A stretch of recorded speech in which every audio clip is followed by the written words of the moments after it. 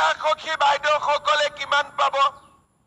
এইবাৰ পাইছে 15,000 আৰু অহাবাৰ জীৱিকা সখী বাইদেউসকলে পাব 40,000।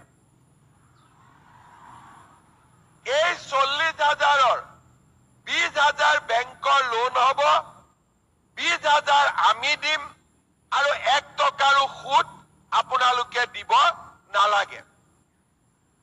তাৰ মানে আমি জীৱিকা সখী বাইদেউ আৰু গ্ৰুপ আৰু ব্যক্তিগতভাৱে আইসকল সকলোকে আমি আগবঢ়াই নিব খুজিছো।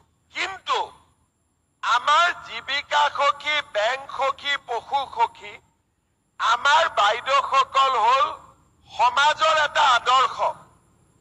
যদি আমাৰ কথা আমাৰ হাজবেণ্ডে নুশুনে, আমি বেলেগক কেনেকে বুজাম?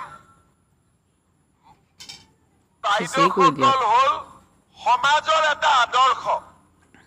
যদি আমাৰ কথা আমাৰ হাজবেণ্ডে নুশুনে, আমি বেলেগক কেনেকে বুজাম? পাৰিম জানো বুজাব?